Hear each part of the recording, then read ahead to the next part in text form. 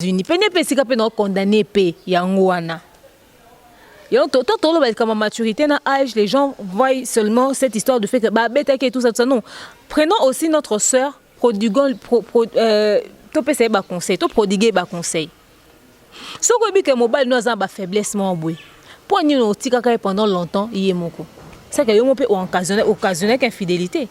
To ba posa à 4h du matin yaka. Asimba nani.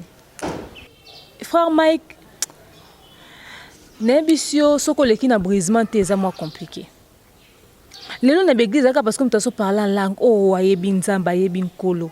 Nebisio ba frère bazana to ya infidélité na musuni na cher moko o ndimate. Donc ba se nzembe belo mona bazana monka ba pont. Poka to leka kaka. Ya frère Mike to lo belon po bimi. Basa basa na nzambe ba mela e belé na ndingo sakante o serment balanda ka mambo pasteur. C'est moi qui parle ka pasteur. Au secrétaire particulier, au choriste. Oh les équipes intercession ya pasteur. Oh ba sero ba tambola na sima pasteur, ba ba angel bango. Ba tantinwana. Imagine ton Mike abete ba film bon le roi muyibi le roi mwana zanga tata Mike abeti film bakana. Imagine toi ndenge abete bongo ali na tongo belle famille et yambabino. Mike a eu des émissions. Toi bon poser ba question sur son alliance, son alliance etc. Allez kan émission oh aloba alliance bunga ki na Dubaï mabe. Azonga émission oh aloba izan ki Kinshasa mabe. Oh torobon. Toi bon poser oh ma femme, la mère de mes enfants, je peux exposer mon couple. Vous savez, Dieu m'a dit patati patata. Nzoka sala ni ba théâtre na ba imposer le silence. Nzoka sala ni ba théâtre na ba Vincent Chiluizi. Mais rien ne justifie le fait que tu l'as tapé comme ça. Jusqu'au point à saigner. Quand tu saigner le quand on monde makilete dans lobangote. Na suika na comme ça. Déjà so za na zemite na zo na zemine na tiango soupe meni. Na bom na longo lizemi ka ta za ki ne simple. Babalola ba trompe au roi bete bongote. Exemple TV dit donc rien à dire. Abonnez-vous massivement sur Exemple TV. Batou bolinga nada encore comme il y a ça périque boy. Faut vous s'abonner. Vous s'abonner na Exemple TV. Ça Exemple TV. Bibo s'abonner belé à la chaîne YouTube. Exemple TV dit donc rien à dire. Ya ndé toyoka comme exemple à suivre cette fois-ci Exemple TV. Si on voyait exemplaire en autres non il s'abonner. Exemple télévision c'est vraiment un exemple à suivre. Il n'y a pas de polémique, il n'y a pas de conneries, il n'y a pas de... C'est vraiment... Il y a dans la lignée, il y a dans la nzela.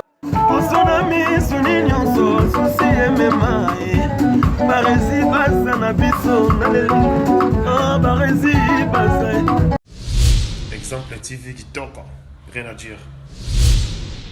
Voilà, grande ma joie de vous savoir très nombreux de vos postes téléviseurs. Barési Baza, messieurs les journalistes. Le esclave du travail, toujours là devant vos postes téléviseurs pour vous informer, pour vous apporter de l'information, de l'actualité, toujours en temps réel. Merci Adéo à la prise de vue. Bonjour mesdames et messieurs, bonsoir. Tout dépend de l'heure à laquelle vous allez sur cette émission en direct de Kinshasa, la capitale de la République démocratique du Congo. Grand merci à mon sponsor Yannick Chamba. Chamba Yaba Godson Chamba Yannick, le jeune patron. C'est pas parce qu'il a l'argent, mais c'est parce qu'il aime le gens. Ah, Yannick Chamba, merci beaucoup pour tout. Motema Clarisse Ganga, maman sociale, je te salue. Et mille merci à Malik Arafat, les mamans Bidi Chikito, Djogo, Bruno Aruna. Et 19, Willy Claude Jama, na Londres. Roby Ouvemambali, à l'Ekabase Belé, na Kitoko. Et pourquoi pas penser à Monica Makamoma, na Brian et bébé Seignol. Maman na Kenaya et puis Primaël, je reste l'ONU, je te salue. Je résigne à la merveille, moi na mamie, je te salue. À tout seigneur, à tout honneur, Julio Monamputu. Il y a Huguette Kamazi depuis Montréal, depuis le Canada. Je vous salue. Voilà, vous savez tous, l'actualité, nous oblige, l'actualité oblige. À un moment donné, je crois que c'était l'année passée, nous avons eu à faire une analyse concernant l'affaire Peniel Kalambayi, qui n'est plus Peniel Kalambayi, qui est Peniel Sanga, l'ex-épouse du pasteur, du frère Mike Kalambayi. Oh, bah, tout c'est vraiment un chantre de l'Éternel, il y a gospel, tout c'est pour la musique naie et ça là que belé ba bongo la ba mitema et belé pe ba fanatique. Moi personnellement nzembo ya sonnerie à téléphone nanga ezala titre ya loyembo ya mitema. Bato ba yebi yango te lilita etika lipolele Masia ya soit c'est oui. Donc c'est ça vraiment sonnerie à téléphone nangai. Donc voilà, les lots là parce que boyo qui peignel. Tout ça qui analyse avec demain on y a Mukuse Atalo. Il y a eu des gens au bas condamné qui peignel, aux exposés finaux dans les réseaux sociaux, boye, aux femmes insensées, femmes sages, à Batisaranda, boye. Mais peignel enfin elle a décidé de parler Babylonien Soyo à Monaki, Nakatanda où il y a libala dirant, bah moment ya mariage au à Pasaki Nango. Est-ce que nous te le barakobala pour le meilleur et pour le pire? Yé, dis pas qu'il le pureté, il y a encore quelqu'un kimi, tu es à H, tu es à Nénion, tu es à Toko Panzanteke. Na Mukuse Atalo ka de mer nyangi parce que neto banaka ndikango na ye ndikango pe beti lisusu to zongeli lisusu poto yeba vraiment ba vie na ye to partager to sur la boyebi que awa aventure coup des raté.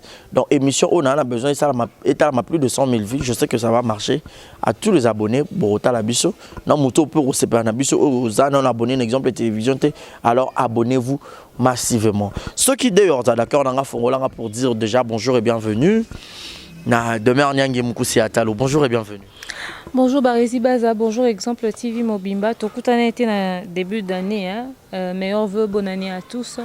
Et c'est un makasi aux allées sous.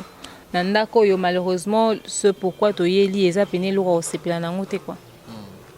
Donc voilà. Voilà donc bonne année à tous les abonnés, bonne année à tous les internautes. Demain on y a déjà l'annonce nanga, j'ai presque tout dit au talaki pena live on a direct, il y a Peniel Tsanga.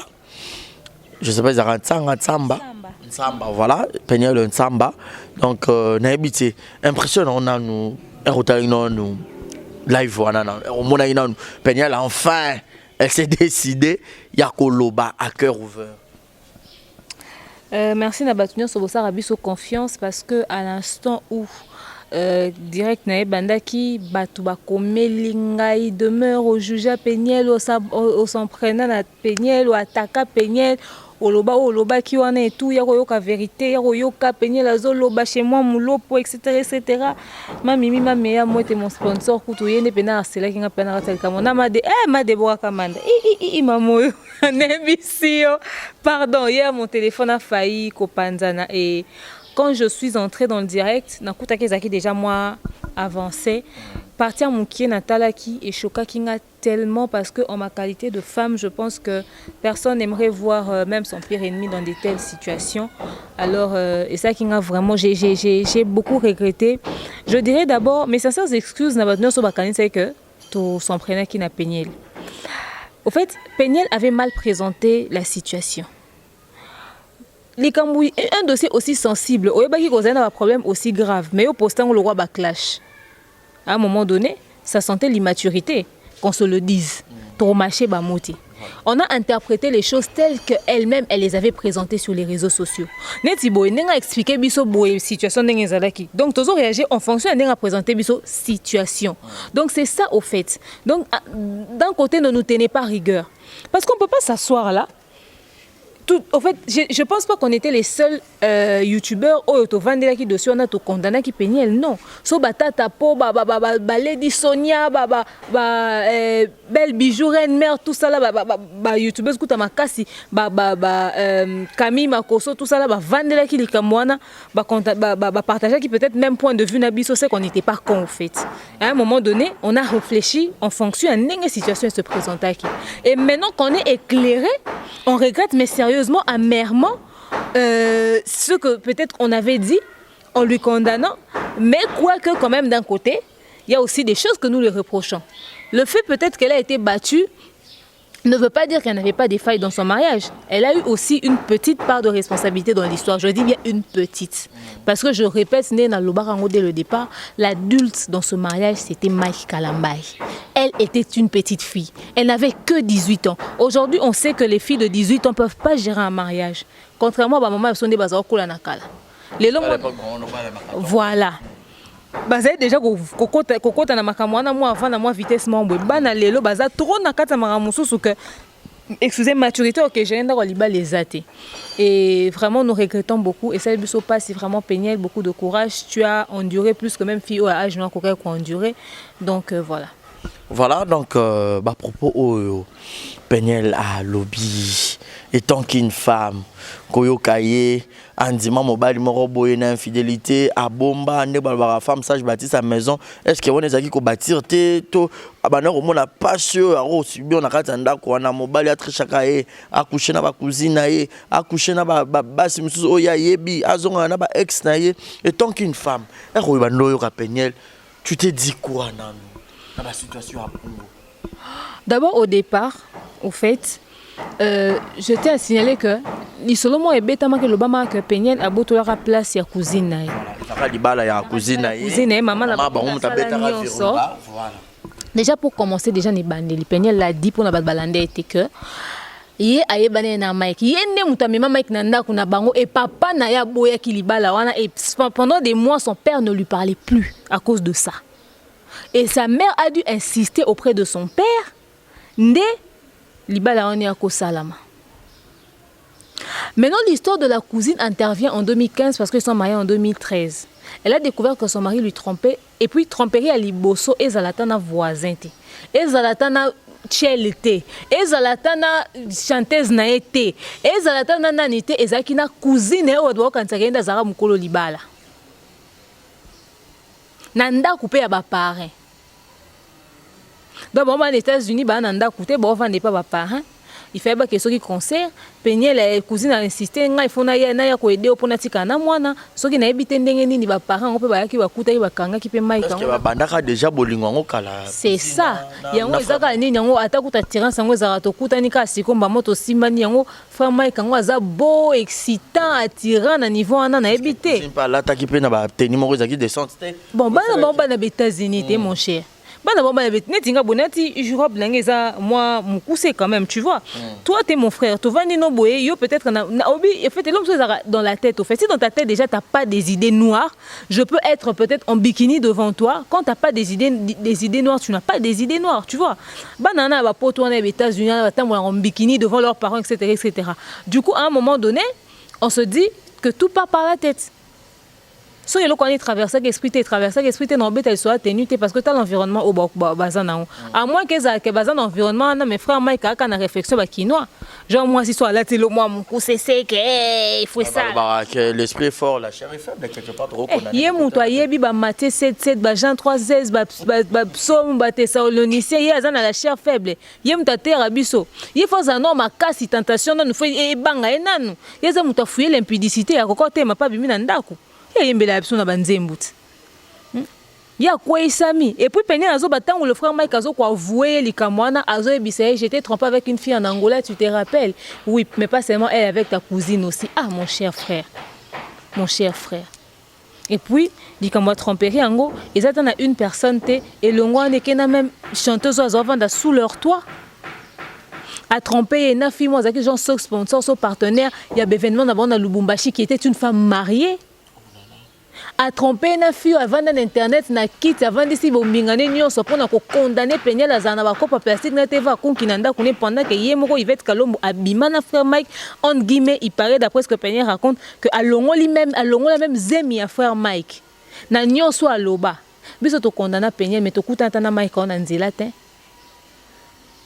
tu vois mais il y a eu des gens qui ont été clashés qui ont été insultés traités de tous les noms. Donc, à faire Azaki na to ya infidélité mon élevé. Mais Péniel dit à chaque fois quand il faisait des trucs, il venait me parler, et il me demandait pardon, toi ou solution, toi arranger, toi couvrir, etc. La femme, elle aimait son mari, elle supportait son mari, elle essayait de régler des trucs avec son mari. Mais déjà quand au fait tu arrives à reconnaître une bêtise, c'est-à-dire que tu as l'intention de changer.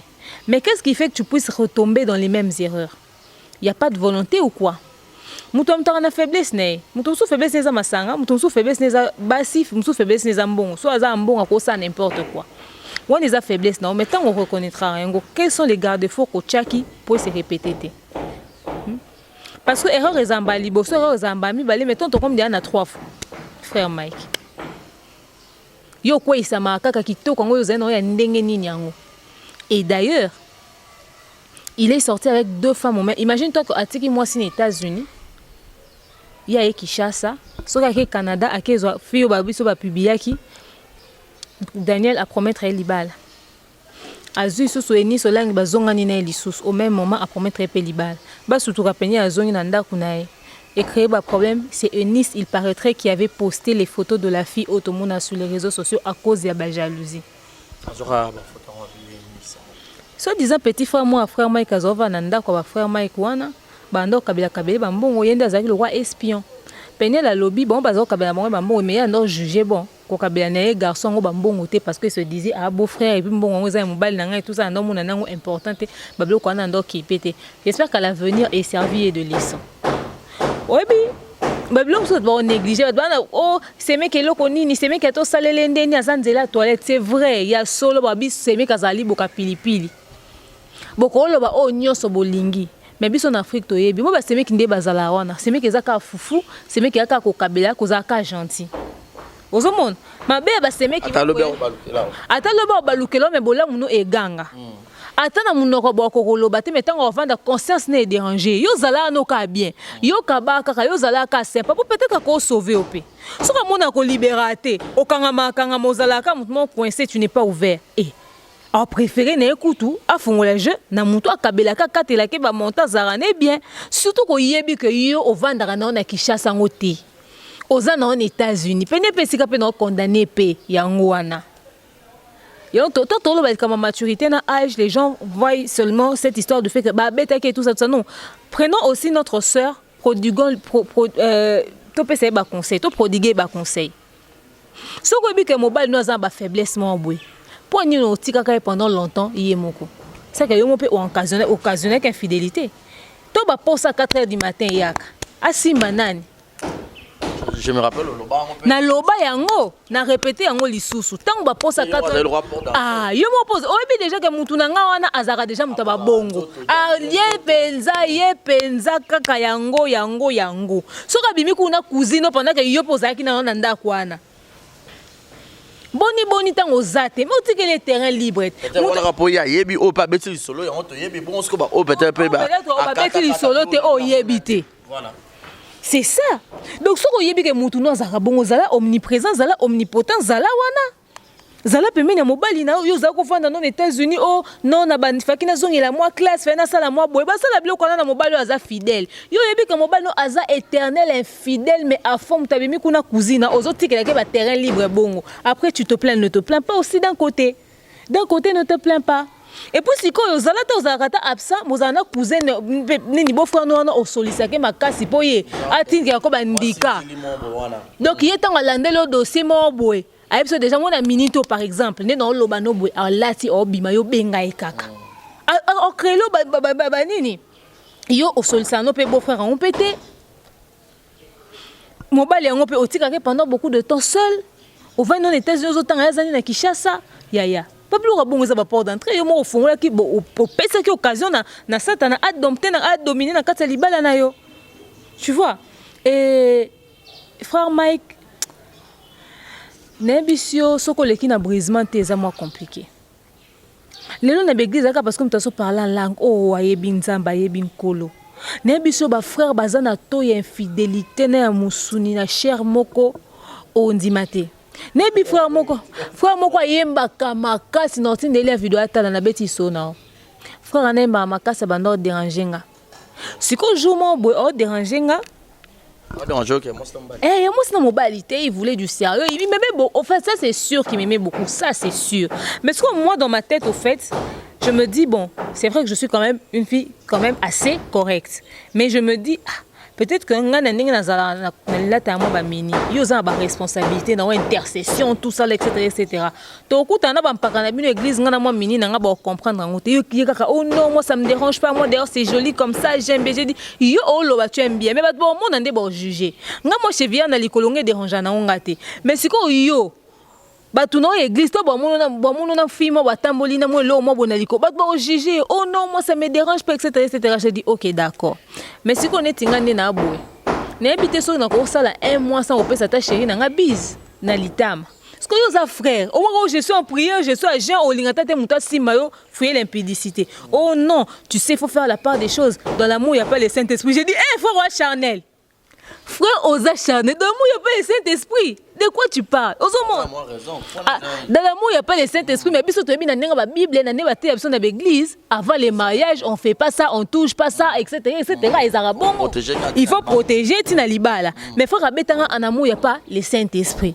Les hommes, frère, l'église, on parle en langue, on on santé, on fille, on sait, on intercession, on sait, donc frère, Mike Kazan est exemple en église. Il y a une des soins bimi dans poids. Ça pour nous pasteur, ça la coucou les oh frère Mike. On est pasteur balongola bazemi. On est pasteur moko anda mana petite sœur ne moi ne maman na ba me ba tata monter na kananga. Tango longo azaka berger déjà na kananga. So tango longo kananga aye Kishasa. A komi na Kishasa, a komi pasteur à Bali.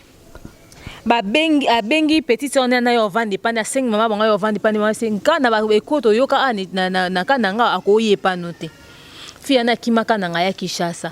Moi si pas ya mi belle sœur, azo lengi la belle sœur nzoka mbanda. Moi ka pesa ça ba caprice nzoka lengi la ndembanda.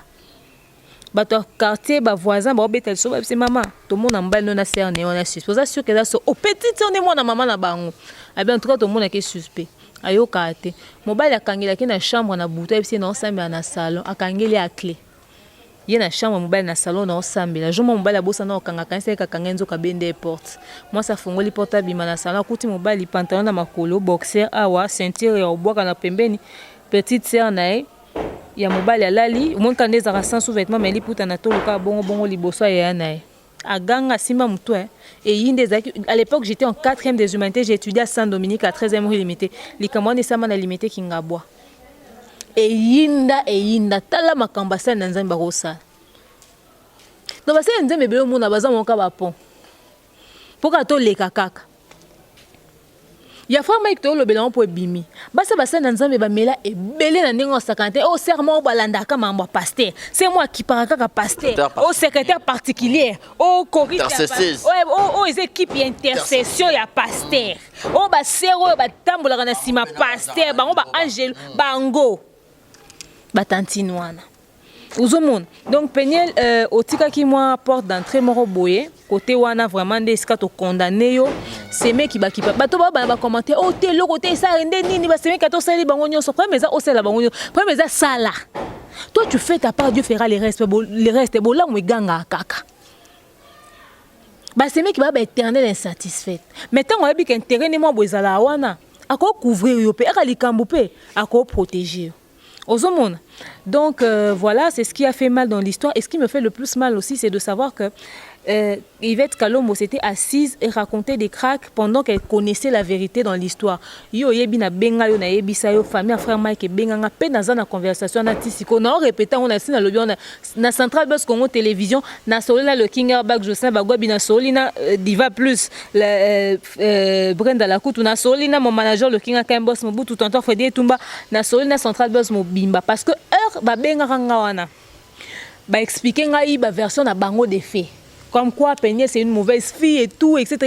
Bah, comportement n'est ma et tout, à Kenda Koluka à respecter un mobile, tout ça. Il y a des tas de choses. Nous invitons à retirer le extrait. Une partie. Éclaircissement. Voilà. Donc, un grand merci à vous tous qui êtes en train de nous suivre en ce moment. Vous avez vraiment ébellé. Alors, restez toujours branchés. Voilà, au coach Anayo, ceux qui ont les ébattutés pour nous un peu d'éclaircissement sur fait et bimi vraiment. Donc, nous analysons juste l'affaire. Oui, j'ai déjà suivi. Tu as déjà vu le film, hein? Oui. C'est américain, non? Oui, c'est américain. Ah, c'est américain. Je le conseille ce film. C'est une femme américaine qui a combattu pour son mari. Je l'ai conseillé ça. Mike Aboya, moi, Swana la langaï. Hein? Mike Aboya, moi, Swana 4 mois. Il n'y a pas 2018 avant qu'elle rentre à Kinshasa. Grâce à Bondela Mike, moi, c'est Zonga. Les parents, c'est Ali, c'est les parents de Mike de mariage. Le parrain et la marraine. bango nde bavalisa libala wana so omoni yango 6 ans bomoni yango boye bango nde bavalisa libala wana max obete maki na osambela mpo libala eko tu vois ma chair de poule ebimiye tu vois il avait horreur. Oui, abi mwasi abenganga mwasi mwasi pene na omone so abikende sikana okufa mai wana bien okozika nde na omona pene. Je te dis ça en 2017, la fin, au début 2018. Tosambeli pene alandanga bimam anda. Pene alandanga bimam anda bondelanga ye bondelanga. Olinga a to loba biso ni so pene a bloka biso. Aswandisa batu nyonso maki amuta batu nyonso abundisa batu presque batu nyonso. Eska maki afanda. Na bino ba grand-mère na ye na ba tante ya Mike donc belle famille mobile la bloqué tout le monde. Omoninga na loba akoswani sangaite. Eloka salanga ablokanga. Je ne peux pas appeler Péniel. Moi, je vis dans la même ville que Péniel à Dallas. Ok. Hein? Bon, je vais vous expliquer, c'est très long. Je vous explique seulement en quelques minutes. Peut-être que elle-même. Nani, en fait, famille, est-ce que ça vraiment. Si c'était, je ne connais pas les noms directement, mais en ce moment-là, quand la dame m'avait appelé, j'avais vu le profil, je pense que j'ai vu ce visage-là dans ma vidéo où il y a frère Mike en famille aux États-Unis.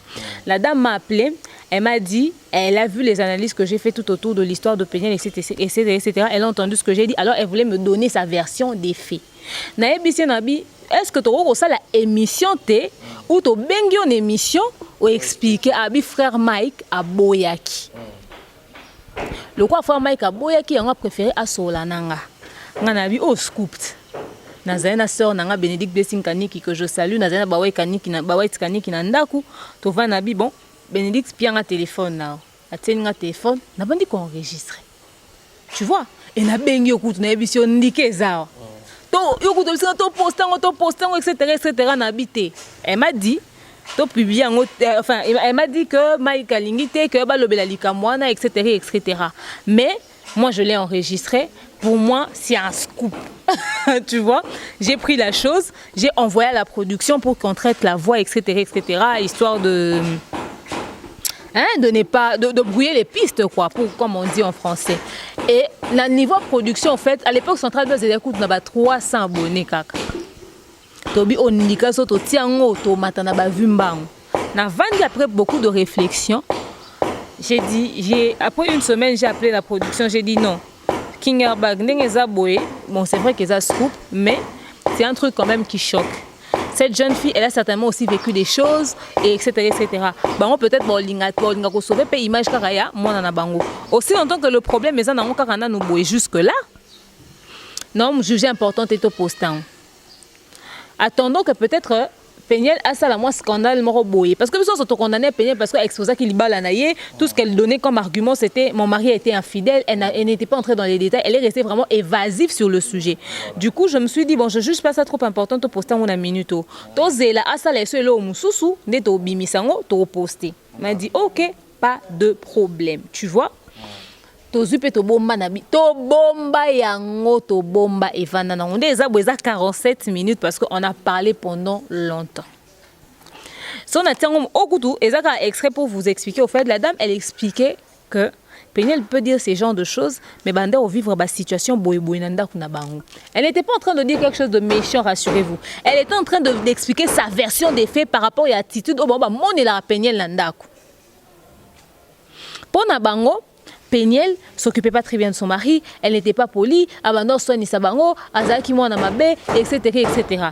Azako ganga elle était insolente et tout d'après ba oyo Mike abandon mais la bango na oba on peut ba constater. Tu vois, c'est cette version des faits qu'elle était en train de raconter. Entre autres ba histoire wana nani Yvette abandon ba comme quoi teva kunki ba copo plastique etc. Bilo moi modèle wana. Je l'ai même demandé, j'ai dit pourquoi soli ça qui était vanda qui était bon sanda ko ba kaya lukanga to solo là et tout abenga nga boye au moins une explication aux ça. Donc je mettrai ça peut-être entièrement dans Centrale Buzz pour la version des faits na bango et à ça je dirais ceci. La belle famille a cette version de fait-là peut-être par rapport aux plaintes de Mike. Est-ce que Mike a dit à sa famille, c'est que lui, il faisait à la fille d'autrui pour que la fille se comporte comme ça?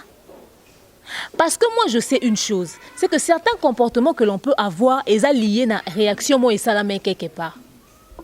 Les comment qu'on s'en va battre dans la chambre et pousser dans une attitude mon boy. Imagine ton Mike a bêté ba film bon le roi Mouyibi, le roi moi zanga tata. Mike a bêté film bakana. Imagine toi n'engue a bêté bongo, ali na tongo belle famille et yambabino. Pour un nina bino. Car pour na ça qu'il y a mungwa, nantaba tout etc. Non, comment mobile femme ça jouit d'accord ça c'est pas faux. Na tout année n'importe ce qu'on wana ba tourner ba beta ki obongo ni molimo yaki na butu fimbo nzambe to nini. Ce qu'on webi passe à zena na nzoto po vimbi. Passe na linga zipango. Aza mutu c'est un être humain et c'était une petite fille. Ce genre de traumatisme là. Donc c'est tout à fait normal que ceux qui moutou. Par exemple, Nabutu a découvert que Mike a trompé qui par exemple net bazo bazaki na studio ninga beta les solo que message écouté qui na téléphone que frère Mike a trompé na telle ou telle autre personne. Na minta na belle famille neye. Yo kasio yamba bango. A découvert que garçon ana oyo azala nanda kunaye aza rencontré na ba Eunice na Fiona Daniel États-Unis soki ya Canada ba kabela ki bambongo etc. Bolingi pena ka traitera beau frère ni wana bien na kati nda kuni donc ngana sala na nda fufu na lamba na makolo na ngayo liaka nzoko lia no bablo bambanda non un gentil. Soyons honnêtes ko. Ne vous attendez pas à ce que la fille puisse avoir un certain comportement pendant qu'on lui traite mal dans son mariage. Vous voyez? Et puis si elle était peut-être impolie, insolente, c'était peut-être le ras-le-bol de la situation. Elle en avait marre, elle en avait assez, elle a craqué. Et puis dans l'environnement, moi, beaucoup de belles familles, normalement, ils ont compté.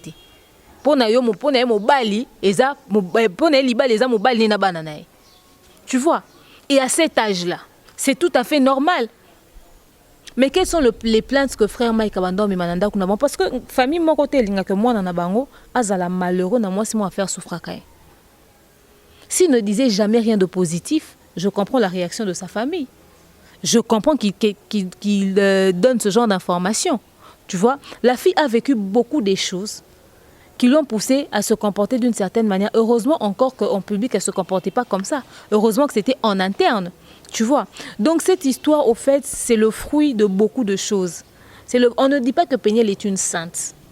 On dit qu'elle a aussi des faiblesses, elle a des défauts. Mais rien ne justifiait ce traitement. Et moi, si on vivre infidélité modèle à mobile mina bana misala mobile mina ba partenaire. Donc les anético, to yakino quelque part to pesi mutumbote. Barezi, oyena yete. Yo mobile nanga oyena yo psingata na travailler nae. Na pesi mbote nzoka mbanda nanga. Au salipé dîner, une partenaire avec qui on va avoir un concert à Lubumbashi, on va aller avec toi. Ah, moi, je suis mariée, c'est une dame. Tu comme une réunion, tu solo, tu ici, nous avons mbanda. Non, découvrir après Kobima Penaï. Donc, c'est que nous avons banga nanga otambo na yo. Pour batunyo sonako kutana on a 5 filles, même sous trop les kabang. 3, je te dis la vérité, mais fona banga. Péniel n'était pas en sécurité, bah encore salé mabe. Ce que zena bambanda nyonso wana autour d'elle, bah encore salé mabe. Elle était trop exposée, elle était en danger à Kinshasa. Tu vois? Parce que au habité, moi si mon sous au niveau jalousie à cause d'un jusqu'où ça peut lui mener. Donc ce qui frère Mike a la version des faits moussous à Yoloba. Nous on condamne le frère Mike pourquoi? Frère Mike a conçu son na TV mingi. Des boutiques arrêtez nous ces conneries qu'il arrête de nous rabâcher des cracks. La fille Péniel quand elle a fait ses clashs sur les réseaux sociaux biso to réagissait mais mutumo t'attendait Péniel micro.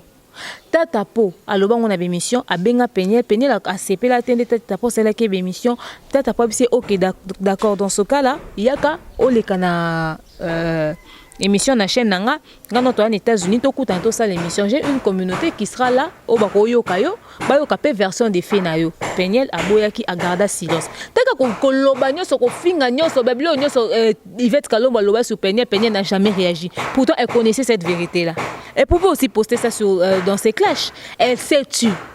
Donc on va peut-être qu'elle est immature à cause de l'âge. Mais là, je vois qu'elle avait joué mais la sagesse comme énorme. Elle a dû prendre sur elle mais un truc de dingue. Elle a gardé ça pour elle. Peniel m'attendait un micro-temps. Mike a eu des émissions. Toi, on posé des questions sur son alliance, son alliance, etc. Allez, quand émission, oh, alliance est bunga qui na Dubaï, ma bé. Azon en émission, oh, allo, ils ont Kinshasa, ma bé. Oh, Torobon. Toi, on posé, oh, ma femme, la mère de mes enfants, je ne peux pas exposer mon couple. Vous savez, Dieu m'a dit, patati, patata. Nous avons ça l'année, théâtre, on va imposer le silence. Nous avons ça l'année, théâtre, on va Vincent Chiluizi. Oh, théâtre. Oh, yo, qui m'a camouté, na moni. Oh. Yé Peniel photo na ki ya Daniela wana ebimi mobile ya senge pardon tout ça ba lukasko solution ndeni ya couvrir ngo Mike Kalamba ya bengi Vincent Chiluizi na Karine Mokonzi ba opesa na ba idée basa neti ba kutene par hasard na restaurant. Ah mon frère ndenge nini tout ça Vincent maman a profité à poser question. Ah ndenge nini publication boye salami qu'est-ce que tu en penses, est-ce que c'est vrai ou pas, est-ce qu'on va répondre neti kaka tout ça avec sagesse et leka. Mike Koutou a proposé ki Peniel que akende kotika ye azala wana eralikambuana. Peniel a dit c'est pas possible. Soit tu te tais au lieu de venir mentir au peuple de Dieu. Toi tu n'es pas sympa, tu n'es pas gentil, tu ne protèges pas, tu ne m'aides pas dans mon ministère, tu ne soutiens pas mon ministère. Eh frère, il y a un Peniel dans un question. On a tout ministère non avec infidélité. Eh, on a quand même le ministère nini. Ministère d'infidélité de va soutenir. Eh, yo fa ko bala abale moi muke po yebaki. Eh abale moi muke po yebaki. Oh moi muke o taleka star, o mona mukolo o bango réagir. Po ba mikolo lokwa ba biso. Peniel faut def sangai. Il y a des choses qu'on ne fait pas à certaines personnes. Tcha. Dans le bataille wa Karine. Karine, ayo zwanga. Frère Mike a très célibataire au Zouanga. Non. En fait, quand je dis Azouamukolo, parce que je pense que quand tu es adulte, il y a de ces choses que tu vas gérer d'une certaine manière. Je pense que si Peniel avait l'âge adulte, c'est ce que je voulais dire dans ce que j'ai dit tout à l'heure, elle aurait mieux vu les choses. Certes, il y a des femmes, il y a des situations, ça c'est vrai. Mais je pense que quand déjà la chose va commencer, cette femme sera avisée par rapport à l'âge et la maturité, or comprendre Babilo, Moussous, or Lucas, Gérard, on a ndenge. Attends, scandale est comme mais comme on a ndenge Peniel et Peniel, au fait, quand elle explique les choses, on voit le niveau de la naïveté au Azakinaon, tu vois. Et c'est ce qui fait mal, au fait. Et lui, apparemment, il a épousé une petite fille pour dompter, pour qu'aucun Azala. Pour la bonne côté, demain, on a peut-être aux attaquer plus frère Mike. Peut-être qu'ils beaucoup plus coup de foudre. Que ce soit l'âge à Peniel. C'est-à-dire qu'il y a le bagage qui est là, qui pour que on a retrompé et tout. Et ça possibilité, et ça hypothèse à ne pas négliger. Parce que moi je pense que quand on aime une personne, il y a des choses qu'on ne fait pas à cette personne-là. Tu ne peux pas faire subir à une petite enfant ce genre de choses. Non. Parce que Mike Kalamba à son âge, c'était comme un père pour Peniel, tu vois. C'était comme un père. Et c'était lui l'adulte dans l'histoire, il a mal géré, il a vraiment mal géré les choses. Donc, il dit à Peniel, ils ont soutenu le ministère en Angate, mais après, il est parti rencontrer Vincent Chiluizi, basali vidéo, anande basala, on a un Vincent. Au cas où il y a 100 000 abonnés, donc il y a un likambo, ça n'a pas été une mission dans une histoire vraie, ce qui peine ni la réalité, ce qui etc. Au bas de la coûte, on a un règlement de compte à famille. Donc il y a un frère Mike, quand ça va pièce à théâtre.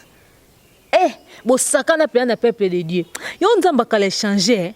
Ne ba fimbo beta mbato musu batani titongo te ombule beti 2 jours na Kinshasa tozo bata mbule zo beta zo sila te za problème nzoka mangamba bozo osama na mukili mais c'est dangereux.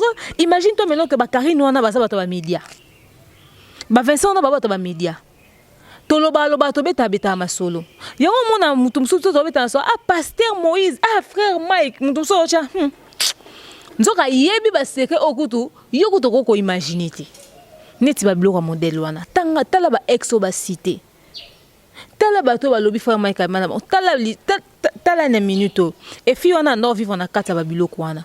Elle a traversé beaucoup de choses. Vraiment, on dit beaucoup de courage à toi. Et l'infidélité pouvait être Joël, pouvait être une fille, Nice, Olangi, etc. Déjà, tu étais marié au Kawane Nice, au Zongue Nice en 2017, frère Mike. Et au Kamusingo Senga Somo. Ça pouvait être n'importe qui. Et sa possibilité. C'était à lui de dire non. Tala. Obi soko. Il y a des donatrices au Kabana, au Pesa, il y a des Mosali na Nzambe. Mais à cause de la Moussa n'a mais oui, on n'en dit qu'on vient pas, mais Azano humain, Azano être humain. Comment se comporter quoi bisoter? Vivre en la tête quand même.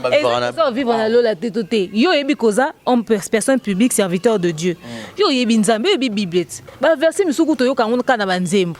Yo kutu na Bible ndo bando navigo yeba otika lo découvrir ata verset en ate. Yo yo on dit moi frère. Il faut baser exemple pour la jeunesse. Il faut baser exemple pour la jeunesse. La musique gospel en boka na biso. Il faut azala exemple. Il est obligé d'être un exemple. Tu vois. Donc il n'avait pas droit à l'erreur. On peut le coincer vraiment pour ça. On peut le coincer pour ça. Il n'avait pas droit à l'erreur. Il faut zaka correct, il faut zaka logique. Pourquoi il s'est mis à une fois mon cher? À quoi il s'est mis combien de fois? Tout le monde a ex on a misapi. Misapi m'a beaucoup sili anga et sili na comme au défana yo barizi. Ce n'est de trop. Sonner de trop, ça fait très très mal. Mais cette histoire, moi j'ai pas bien compris. J'aurais la bande au fan d'Ananda kuna bango. Parce que abandonné au manquait place au fan. Je disant qu'à Zoa qui est pas tant c'est ma classe. Nous avons des avion ou la reba air mobile. Oh là là. T'as là non niveau. Ce qui bino bande comme ibali bozo chaba oh là là boy, c'est que bino pi basi bo bala boza les reze barezi. Pour ah autant un micro pour non c'est ma autant un micro pour c'est ma frère Mike. Tout ça moi sinon comment les aranda une fois. On est humain. Ouais, bino botika la bloc il y a 7 6 8 fois. Eh, c'est faux boucana. Donc voilà, la fille, elle a vécu ce genre d'infidélité. Ça fait très très mal, ça a choqué beaucoup de personnes. Nous le regrettons amèrement venant d'un serviteur de Dieu. Ça fait très mal. Image déjà, oh, Salama Liboso et diminue la crédibilité à frère Mike. Mais oh, tiens, on peut en assez. Alors, pour cette explication, pour toi, baza autant de micro, na papimbo, na batona nyonso, loba likam alobati. Oh, on m'a imposé le silence. Oh, tu sais ma femme. Je ne vais pas exposer mon... homme de Dieu, etc. il y a beaucoup plus d'instructions. L'instruction, on m'a dit que infidélité. Imposer le silence. Imposer le silence, mais infidélité, c'est ça là. Aza Salomon. Eh, nous avons ça bagé. Donc, nous avons respecté, nous avons respecté. Ne nous prenez pas pour des cons, mon cher. On leur dit juste conseil. Dis-nous, on t'a conseillé par tes amis de te taire, sinon ça va te péter à la gueule, mais ne mets pas Jésus dans ton histoire. Il faut laisser Dieu là où il est, tranquillement. Tranquillement, il faut laisser Dieu. Voilà. Mais sinon, côté irresponsabilité, au Peña Lobaki, que après ça, Chada est $40, et Rakenda qui voyage pour Kunana. Pour tout côté là. Naoki Sonie, Barézina, c'est l'état de besoin, moi, en rien, moi. Et comme à tabac $300, hein. Et comme parce que si on compte Pampers, il y a tous les jours. Au compte somba lotion. Déjà la lotion na somba ezaya en France. Par exemple, pour montrer très sensible. Et ça dans publicité.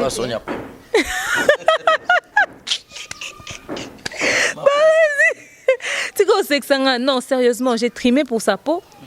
Et ça publicité c'est pas orgueil, c'est pas embarrassement, pas pour sensible. Tu vois ça peine d'embarrassement. Et ça non fantate na ndinga mabete pour na doit comprendre mabe. Et puis en fait lotion na eka lotion et tout ça shampoing etc. savon et ko kende biso déjà na ba $100. Kaka wana. Ce que to bito so ba boîte à milk. Moi na mila combien de boîtes à milk na moi. Parce que chaque semaine environ, il faut avoir une boîte. Donc, il faut toujours une boîte en plus. C'est-à-dire qu'il faut au moins 4 boîtes le mois. À moins que ça ressemble directement à Mounene. Tu vois? Et puis, moi, je suis bouilli. Moi, je suis repas. Je suis pomme de terre. Et ça déjà budget moi à part. Et ça, en cas de budget, à coûter. Moi, les fois, toujours propre. Moi, les fois, toujours présentable. Moi, je pousse en habillant, bataille, ils ont changé. Tout ça là, il faut moi toujours na solo bien. Bayoka est bien. Tu vois? Sikoyo, to betal so na biso ba tout simple. Boni moi na star. Boni moi na personne publique. Est-ce que vraiment kama no sango pona kanda pour papa ba peña là. Ni kanda ngona mwana na yo. Ba sundoli ke encore bino bolingi bana ngo bozo charge kasi ya bana nyonso. Kanda ngona mwana na yo. Na ba bokilo tine ba ndeko privé. Barezi bana na yo baza ya yo. Ba bokilo ba ko privé o ba lingi yo sala part de responsabilité na yo. Les gens sont occupés par noter lobby sont qui comme les camopaya famille ba comme bengo quoi mon paya occupez moi à noter occupez moi à noter tu es irresponsable tu vois Il y a de ses parents aujourd'hui na kata makamba bana ba parents musu ba vanda mwana nazo bala mais ye mo vandi banda vanda ki famille moi sine zolo ba nyonso pour akipa mwana te azo charge mwana te. Comment est-ce que ko ozala irresponsable tina niveau wana mwana na yo moko makila na yo. Boni boeko soit il fallait pas bota. Soit il fallait pas bota soko bota il faut on dit ma charge na yo.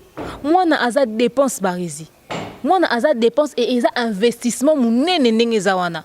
Ko bota ezara pas si dans l'ensemble, mais beaucoup là. Si je te dis que le budget de ma fille, ça fait par exemple $300 peut-être le mois, je suppose, ou bien peut-être minimum 250. Ce que ça a bien multiplié par 12 mois. Oui, mais ça combien? Déjà 2500. Imagine. C'est quoi? C'est de ta responsabilité parce que tes parents ont fait ça. S'il sait parler au moins français, il sait écrire, il sait s'habiller, il sait chanter. Ses parents sont occupés, se sont occupés de lui. Pourquoi il est occupé de lui? Et c'est irresponsabilité. Et puis si on appelle la touni pépinière, si il y a bande occupé, tata moi si banana bazakité, famille papa bon bazakité, pour moi si occupé dans le cabandego non. Donc biso nde tozabo toso parce que déjà courir bandoza la bien. D'après ce que eux ils disent que courant est bandé ko lekate. Mais moi je pense atta que bino ba belle famille ango. Ceux qui courent zo lekate na peniel et a problème te mais banana ba ya bino.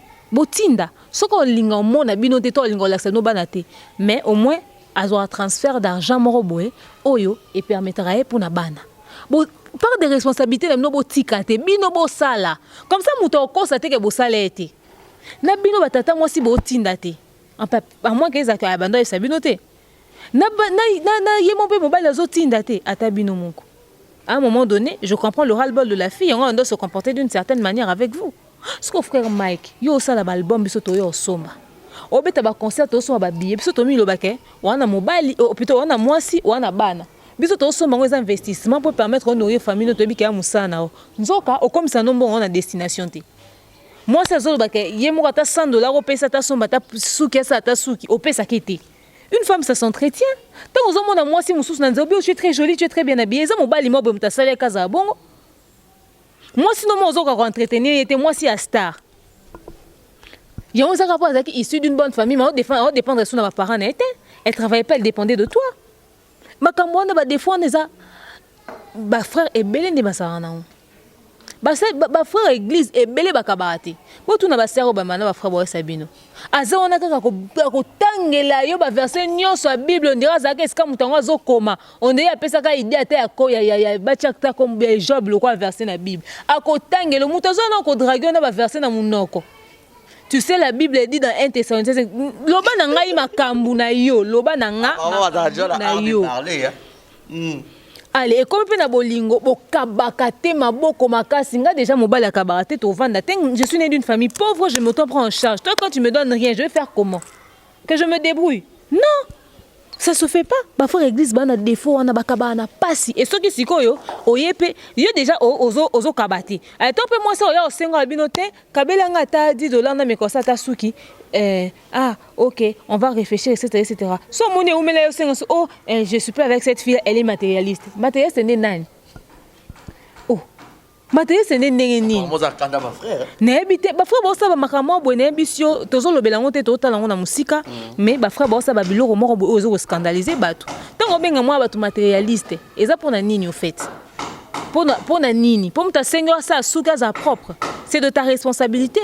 Na ba âge ni ba parents ba sundola biso wa pesa biso selote. Et comment non tu as ça so ka zu diplôme d'état déjà au constatant o yomo bo ye bisote. Kana nda ko na ba calcul musu ba konta ko pena soute. Là musu kuna de petit déjeuner aux ala soute. O ye biango. Mais au moins moi si moi za mon garçon akipake ton traité na moi sinon ote. Et puis yomo aux autres trouvant bizarre te kana pesa ke lote mais ça toujours propre. Yomo ego interpeller ote. En tant comme ça va m'interpeller, je lui donne rien, elle se fait jolie, elle prend l'argent où? Elle prend l'argent chez qui? Il faut que c'est au... Je sais pas. Chez ses parents, on a un nini yo balaye. Ah ok. Aza sous ton toit. Par exemple, Mike. Mais n'attends qui chéri na qui copinage boye. chez ses parents. Mais qui copinage au secondaire, la lisolo. Tu sais qu'une femme a des états de besoins. Elle a besoin de protège slip, elle a besoin de caleçon, moi soutien, sika, moi parfum, azara bien. Ça veut dire chaque fin du mois, au prévoir à ta moi au salaire, au prévoir à ta moi 22, je ne sais pas ce dont tu as besoin, mais si maintenant tu as boy, Luca non, tu as moi pas mèche ou moi et l'eau moi tu vois. Yo, bisote oh ressemble exactement, mais déjà le geste, ça compte. Ça compte. Peigner azo bake dernière fois qu'on se rappeler qu'azo ta $100 à Michael ou qu'on a mon tout, mais ça n'a aucun sens ba billet to son ba ça. Mais seulement à beta qui a $3000 YouTube ba futa qui boye. Ah bah album mon bateka qui YouTube ba futa qui sur 3000 on dirait mon transfaction ça là non. Et bon ndenga zawana $3000 ana bokan c'est suffisant pour éduquer bana pour s'entretenir. Bon peut ça $3000 c'est qu'on a ça nos programmes bon moi quand non qu'on a sina sombi le compte quand on calcule tout ça les cils. $3000 il y a combien? Yo gende kinga kati monga maman livre 500 nos ananti lelo. Si kana kinga kati avant que tomi bimé c'est si na calcul non na mutu. N'est-ce pas? L'argent c'est pas grand-chose, surtout pour quelqu'un qui a un enfant. Pour quelqu'un qui a un enfant, à moins que ou investir en affaires moko boye, ezo balou ezo tourner. Mais ça c'est somba. Pourquoi être irresponsable? Donc, si tu as cédé pour rien, tu as un concert pour rien, bon, comme on a destination, tu as pas Nice, Moroboye, on a battu Bala, Daniela Moroboye, Fille Moroboye, Joël, etc. Non. Non. Partenaire, on a Lubumbashi, à Zapé marié, mobile, il y a Koyo Kabelo Kaboy. Il y a Ebi qui va travailler. Vous montrez que quelque part, Peñel peut créer un scandale dans le couple là-bas. Tu Koyo Kabelo Kamboyini, ça a la paix récemment, ma belle famille, bon, je pense que. La situation a été mal gérée dès le départ. Tu vois?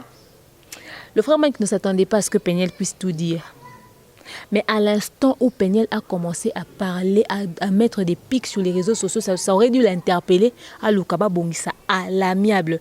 Il est possible de se séparer, de rompre, que chacun fasse sa vie, mais dans le calme. Voilà. Sans qu'il y ait des tensions, au fait. Tu vois? Mais il était, Atika qui m'a kamango boye. Au salon de Babilo, au tikango boye, bateau finga Peñel dans les réseaux sociaux, lui il fait rien. Lui il se défend aussi dans des clashs sur son statut. Et là on connaît, a posé des pics sur Instagram. Peut-être nous allons encore y a des pères, peut-être il y a bando chaming. Coïncidence en ya bongo. Eh toi ba miki ko, ba résiste aux penza ba na miki. Donc il y a azwa qui on compte Babilo ko na nyonso tuti. Atena qui compte na ba détail wana ti. L'erreur de... Au fait, peut-être... Enfin, je divise à part en deux en disant ceci. Peñel a cité les noms pour vous montrer à quel point c'est vrai. Elle a cité les noms, elle a pris ce risque. Elle a dit, je parle des choses que je connais et que je maîtrise. C'est-à-dire, à quel point elle disait vrai. Pour ceux qui atteignent parce que ma fille qui est déjà traité qui est déjà de tous les noms bandakala. Moi je te dis, je regardais la vidéo de Peñel, j'avais mal au cœur, j'ai vu à quel point elle était sincère. À 80% je crois à Peñel, soit aussi peut-être 20%, mais 80% na au lobby est vrai. 20% peut-être à moi sentiment mouké na katina drame. Mais le reste moi je crois à ça. Je ne la vois pas s'asseoir, elle a des enfants. OK?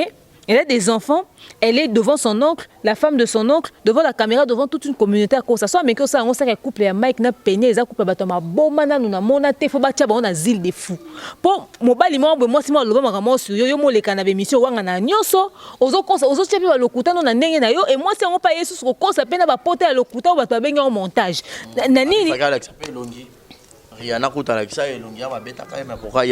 Déjà tant monde ezaye ah botela nzoto Peñel e ka munene mais c'est Peñel na simamato ezomona na kingo ezomona. D'ailleurs je vais te montrer un truc que le King Arbag a zoomé pour moi pour m'aider vraiment à bien illustrer les choses. Nga ba production s'occupe na bien non c'est émission na chaîne mususu mais bon c'est là l'élément bon so moi Central Buzz allez faire un tour sur Central Buzz, j'ai fait des vidéos là-bas. N'est-ce pas, Freddy Matoissi, depuis quelque part, n'est-ce pas, Horizon Mokoba, n'est-ce pas, voilà. Tu vois cette robe rouge qu'elle a portée? Tu as vu, non? Voilà. Ok. King Arbag m'a envoyé... Attends, c'est pas ici. C'est dans la demeure team.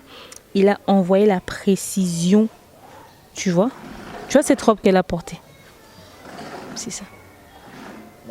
Est-ce que Bando? Non. Et ça, où est parti là-bas? Yango. Tu vois? Voilà ton coco. Bon, Zongo Bocha. Bon zongo botia. Bon le quoi potango ezomona nango bien te okotiango. Tu vois? Et c'est la partie de l'habit. Ça prouve que c'est elle.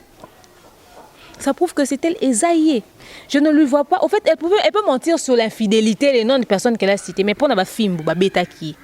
À moins qu'elle ait beta qui libanda ko le capé ba sentinelle. Oh bazari qui on a pour banda ko beta porte mais porte banda ko formater parce que déjà va porte. Est-ce que na minute ba vandi si ba déjà réunion te pour ça ba ngo kanga bibebu na bino sinon bo mona makala neti ngabo pardon pas de répercussions s'il vous plaît. To lo ba makambo eza na ba réseaux sociaux. So to yo kika o e indi ah.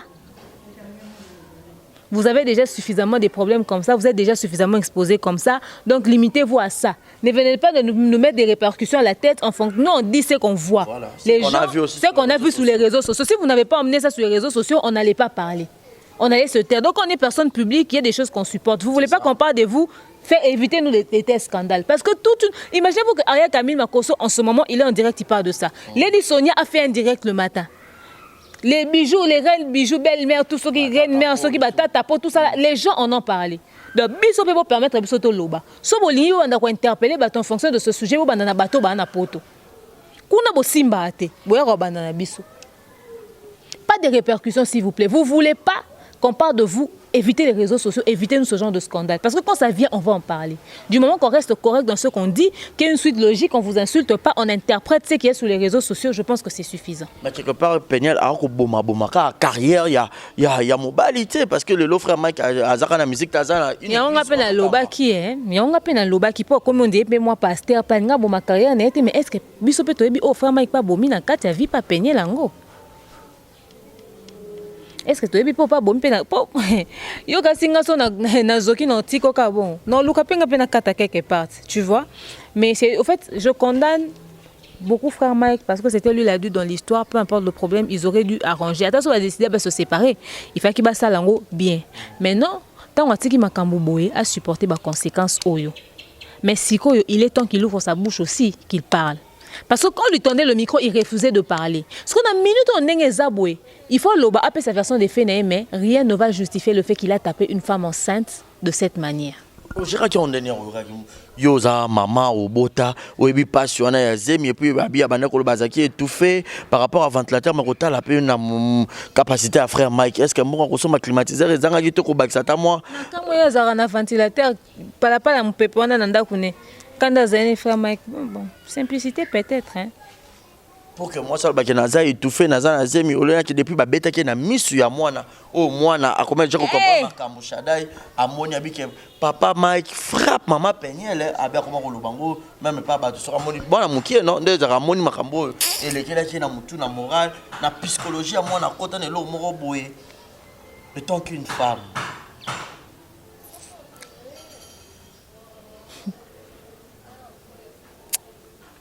Mon Dieu. Je vois que cette histoire, ça choque, ça blesse beaucoup plus le maman. Bah, tu vas comprendre peut-être Peniel et tout. Oui, et tout. Tozara soki bat divorcer, topé ça bon conseil. Botika la pona bana. Bozala wana pona bana, mais je pense que deux fois le divorce est bon. Ça permet ce que bana ba éviter qu'on vive un scandale ya boy. Na on va de sika mo barbeta kuna miso mwana na yo. Na olongwa na yo. Na préféré kuna longwa.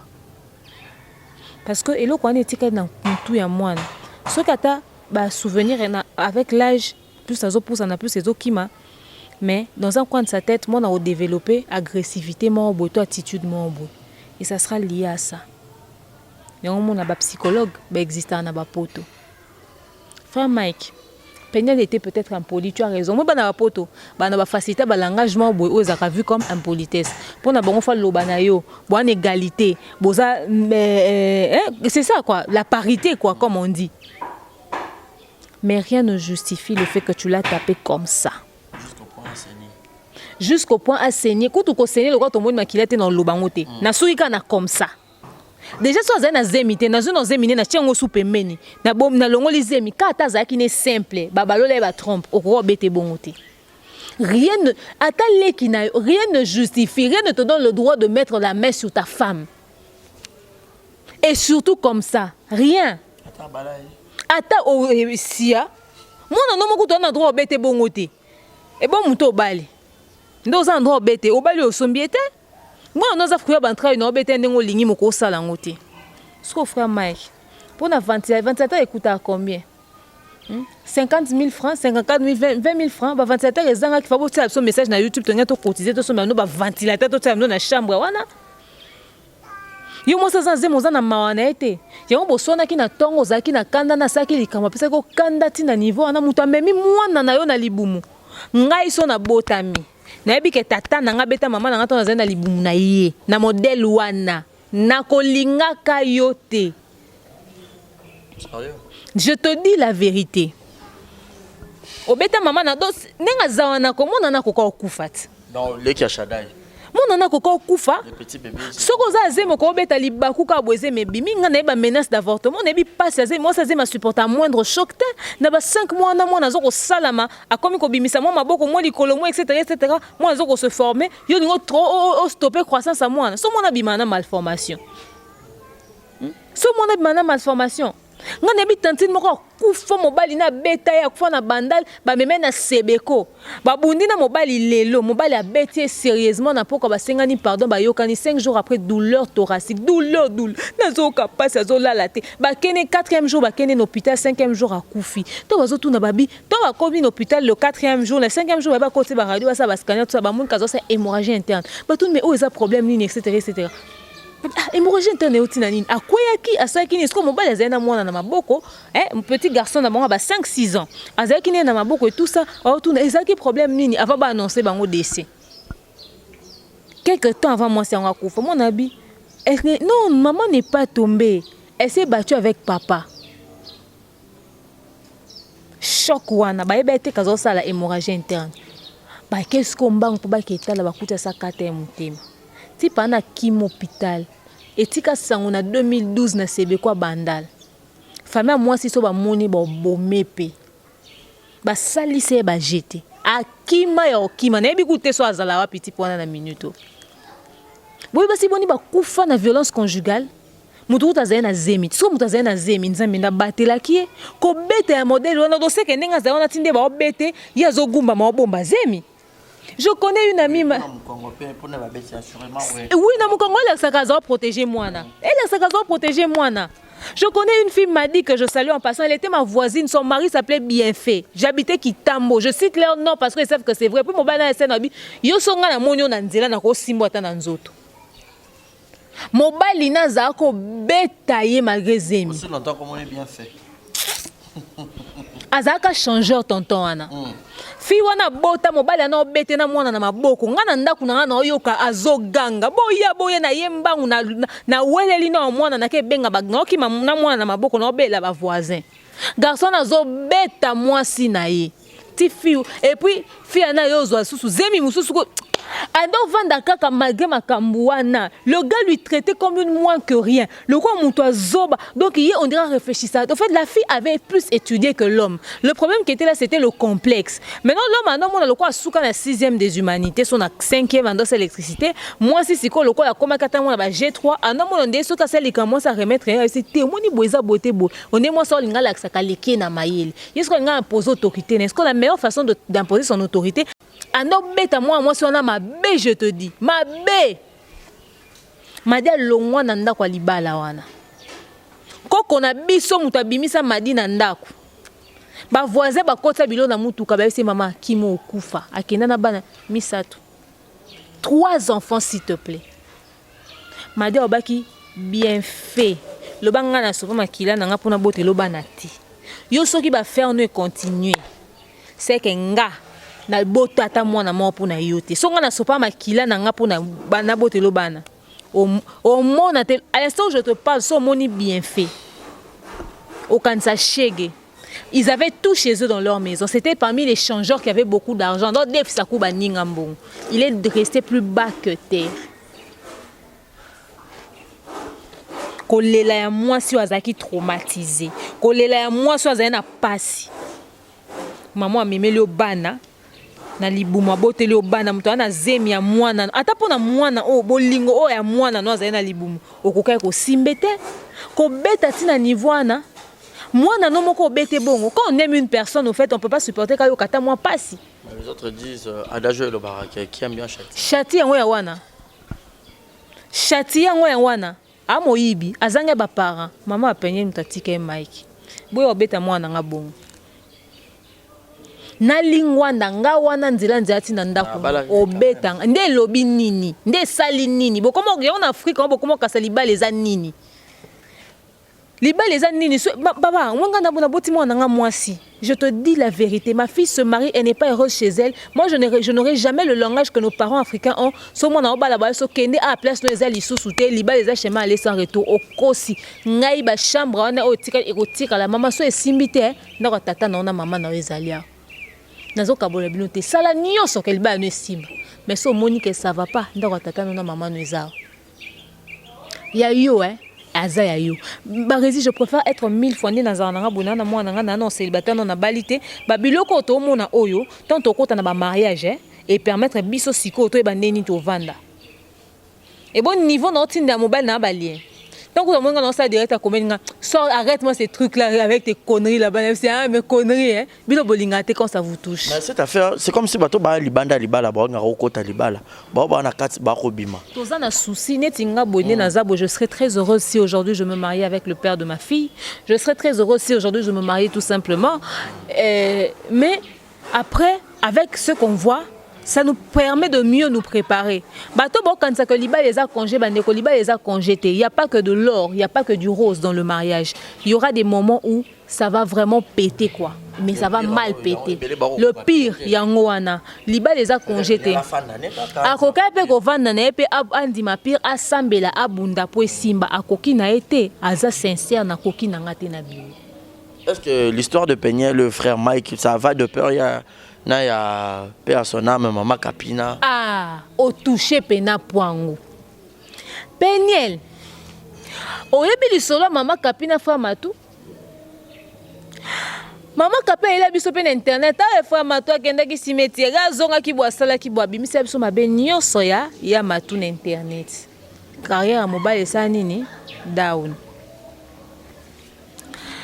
Keke tanto kasani azongi na même ndako ya bela kezaki ndako kwa moto. Total qui te bien mais malgré nyonso wana femme ta zonga li soute asila lokwa mungu na biloko mungu akutetika ata mwa gu ayi ata gu ezale soute nani obenga souffre ma tout Samuel lelo abetata ayemba ta nzemu na église kaya resila so ezaki sentiment so ezaki ba vérité kaka ye na femme tunde ba oyeba po après akosenga pardon lobaki akosaki mais pas lobaki nazana ba preuve ye pas bimisa ba preuve tanga bande koloba ando banana ba preuve etc bana kutu atanga pena ba komo ndenge kaka yo tangi ma après tanga ko senga pardon le bakeza lokuta biso toyebi frère Mike Kalambai en qualité de serviteur de Dieu yo yebi en qualité de ton mari. Vous deux, vous savez ce que vous avez fait dans le mariage et vous connaissez les vraies choses qui se sont passées dans votre mariage. Vous avez tous les deux une part de responsabilité dans ce qui est arrivé au sein de votre couple, mais lui encore plus. Parce que toi, tu étais la petite dans l'histoire et c'était toi la femme dans l'histoire. Seulement, ce qui, je répète, lobby aux intentions aux ongana Mike. Viens pas nous rabâcher des conneries. On t'a cru, on a cru en toi. Surtout quand on voit des bête un modèle. Mais si quoi ce qu'on dit à frère Mike libala bat bako tarate biso to bato pe sa point de vue na biso tozo dénoncer ngo parce que na minute to lo ba boza pe na mwasi molem su mobile betake na butu ya biso na mwasi mobile obete na minute il faut mibali ba comprendre que violence conjugale eza mabe bat baku farawana ezo ko baby sa éducation ya bana ezo ko baby sa vie ya mutu et ko créer traumatisme moko bo ko kaso zonga lisu na libala tozo se su mobile confiance te o se braquer à vie à cause de ça c'est quoi aussi yo so un jour et na ndenge na yo o desido mi zonga na libala wana oyo yo ba fingeli yo oyo ba traiteur de tous les noms oyo yo sambwiseli et oyo bimiseli so ba vérité boue etali yo moni moi c'est frère Mike akufa après combien d'années kazonga na libala mais niveau ba vidéo so ya femme tout niveau ba vidéo na zonga kitanga kufi niveau réalité on est au rattraper sous frère Matou et bimo ndé sala mendelo bank sa pénalité que azonga pe na ningo tsoko lo babo na loba pona bangi set na loba pas pour na bangi c'est pas peser comme ça tant on réfléchit pas linga zonga kuna on réfléchit 10 fois et elle va prendre la bonne décision Naloba on pena pour na bangi, c'est pas mon la gravité à la situation. Venez pas nous raconter des trucs et nous on vient ici, on réfléchit, on essaie de partager l'expérience, on essaie de donner ce que nous comprenons de la situation. Après demain na ndenge na yo, OK zonga kuna to comme obeta maso misusu. On a besoin de toi, on a besoin du frère Mike. Et puis frère Mike. Kaka bino, ya on mutu mo atindeli nga photo ya frère Mike héritier na Moïse Alobi. Les trois mousquetaires, ils ont tous la même histoire. Tu sais, frère Mike, c'est bien quand on cite une fois qu'on va monter dans ma béwanate. Mais à chaque fois qu'on va commander des zones en un scandale, remets-toi aussi en question. Bilo musu peut-être bobeta son na ngoza va passer na ngoza peut-être va faiblesse na yo. Mais quand tu te reconnais pas dans une histoire, prends le temps de te défendre, demande à ton Saint-Esprit, à ton Dieu qui te dit de te taire là, qu'il est temps que tu parles. Parce que si tu ne parles pas, il y a des fans de toi qui vont te lâcher. Tu as perdu la crédibilité. Ba tu okokasu ko bengi so na mamna bango te. Atanga na lina na bengi so na ndenge na nga. Eza ba to ba obeye bisanga na bengi so te. Et atana ba convaincre ngate na bengi so quand même. Oh so ya peno bande ba to taloka abo. Car non ezo syllabo. Si tu sais que tu as des choses à dire, dis-le. Na posté voice bandeko na bino na kala na ndenga mabete. C'est pour faire comprendre que vous aussi vous avez votre version des faits. Que les gens doivent écouter. Attends, mon soro lobate. Continue à sous Yvette. S'il te plaît. Vous avez continue à sous Yvette. Yo peut me tondot na habité. Continue à sous Yvette. Yo moko luka mutu moko ya responsable de la famille no ko lobela yo. Dans la chose mieux faut ka ezara yo moko. Mais de préférence les a yo moko. Yo peut penser sur version de fait na yo. Parce que bazala qui en couple ba on ba yé. Comme ça, tu comparer total. Le quoi bino comme ça na bino YouTube tribunal. Quand on c'est comme on a réseaux sociaux et yaka. Mais Péniel est une fille très courageuse, une femme très forte et une mère à cet âge. Vraiment cette histoire moi je crois en ça. Et si c'est vraiment ce qu'elle a traversé, je te dis coup de chapeau. Pour une fille de ton âge, tu as géré pire. Oh ba fille est belle, bon kokate. Moussous au bout de 2 ans. Aolongwa libala yon ba tosambela nzambe pesa mobali ayebi nzambe pesa nga mobali ayebi nzambe comprenez que koyeba nzambe za nyonso te mususu ayebi ka nzambe ta zote ape nzambe mais comportement derrière na lifelo ba voisin tout le monde donc vraiment likamwa frère ya Péniel pour finir et choquer bato ebele et ça lit vraiment pas si ça nous a fait mal. On se remet en question, on se demande. Et pour les autres baroloba, que Péniel a sali par jalousie, pas que frère Mike a bala, peut-être Daniel Wana, Yangoana, les. Et puis attention les par jalousie. Du moment que l'histoire qu'elle raconte est vraie, c'est quoi le problème dans l'histoire? Moi, je serais heureuse de découvrir que mon mari, que celui que je veux épouser, a fait de tels scandales. Ça m'éviterait d'entrer dans ce feu-là. Et bang, ça peut être Daniel. Il faut bangir gros. Attends que moi quand on ligne na ndenga solo ko sala la même chose que Péniel té mais faut bangisa na nous Daniel on peut nanu. Attends ko ta kana libala ngo bongo mais au moins akena ba garde-fou. Tu vois? Ça c'est jalousie na mona ngo jalousie moi ma bête. Du moment que l'histoire qu'elle raconte c'est une histoire vraie.